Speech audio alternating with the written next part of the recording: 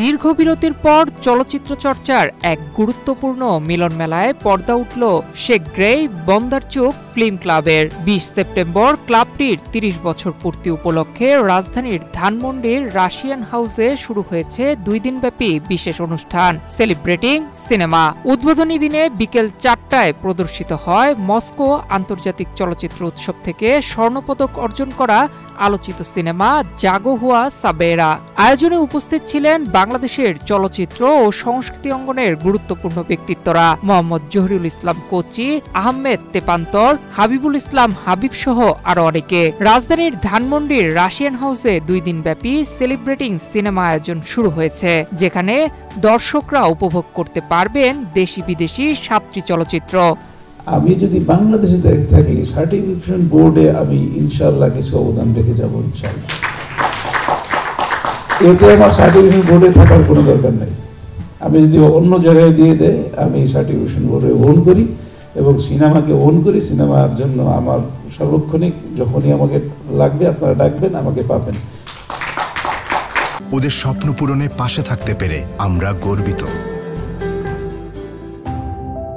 আমাদের যে main film যেটা ধারা, সেটার ট্রেন্ড কি বদলাতে পেরেছে ফিল্ম সোসাইটি আন্দোলন করে? হয়নি। কিন্তু একটা ক্ষীণ ধারা শুরু হয়েছে। আজকে এই যে নতুন শতকে আমরা এমন অনেক ছবি হয়তো দেখতে পাই যেই ছবিগুলো কন্টেন্ট ওয়াইজ এবং শুধু কন্টেন্ট ওয়াইজ না, তার উপস্থাপনা নানা ধরনের অ্যাঙ্গেল থেকে হচ্ছে। কন্টেন্ট হয়তো একবার জহির রাহান বলছিল, বলে যে চিন্ময় ছবি তো সব একই কথা বলে, ওই যে কি তোরে আমি মারবো, তোরে ওই করবো, এই ধরনের কি দুষ্টের দমন শিষ্টের পালন। আলটিমেটলি প্রত্যেকটা ছবি, একদম বাজে ছবিও যদি হয় সেখানেও কিন্তু আসছে ওই ভিলেন পরাজিত হয়, নায়ক জিতে যায়। অর্থাৎ দুষ্টের দমন হলো, শিষ্টের পালন হলো। কিন্তু কথা হলো কিভাবে সেটা বললাম, এইটাই হচ্ছে মূল। এবং ফিল্ম সোসাইটি যারা করেছেন এবং করছেন এবং ভবিষ্যতেও করবেন, তাদের জন্য শুভেচ্ছা রইল। এবং ছবিকে এমনভাবে তৈরি করতে চাই ভবিষ্যতে দর্শকদের জন্য, যাতে তারা একটা মহত্তম শিল্পের উৎসের সন্ধান তারা পায়। তো সেই হয়তো তারা সের্গেই বন্দারচুক ফিল্ম ক্লাবকে দেখেই হয়তো বলেছিলেন, সেরকম দর্শক আজকে মানে কি বলে কমে যাচ্ছে এবং সারা দুনিয়াতেই ফিল্ম সংকটে আছে। আমরা এখন ওই যে সিনেমা হলে গিয়ে সিনেমা দেখার মানুষের বড় আকাল হয়ে যাচ্ছে। মানুষ খুব ব্যস্ত, ছবি মোবাইলেই দেখতে চায়, থামিয়ে থামিয়ে ছবি দেখতে চায়, একটা ছবি বছরব্যাপী দেখতে চায়। আসলে এইভাবে ছবি দেখে তো চলচ্চিত্রের কল্যাণ সম্ভব না।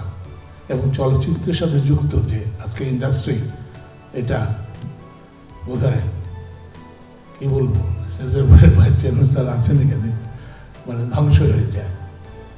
আসলে আমাদের চলচ্চিত্র যদি না বাঁচে, চলচ্চিত্রকে যদি আমরা এই ফিল্ম সোসাইটি আন্দোলন না করে বা মুভমেন্ট না করে বাঁচিয়ে না তুলি, তাহলে কিন্তু আমাদের কি বলে অনেক অনেক ক্ষতি হবে, লাভ হবে না। ভালো সিনেমার পাশে থাকতে সরকারও যেমন তার জায়গা থেকে বদ্ধপরিকর, আমরা আমাদের সামাজিক কমিটমেন্টের জায়গা থেকে বদ্ধপরিকর, কিন্তু সেগুলো সমন্বয় হতে হবে। সমন্বয় ছাড়া কোনো কিছু হবে না। একটু আগে বলেছিলাম পরিবেশ ব্যাপারটা, নিরাপত্তা একটা গুরুত্বপূর্ণ বিষয় হয়ে দাঁড়িয়েছে এখন। বিভিন্ন জায়গায় গেলে আমরা বিভিন্ন সময় শুনতে পাই বাধার কথা।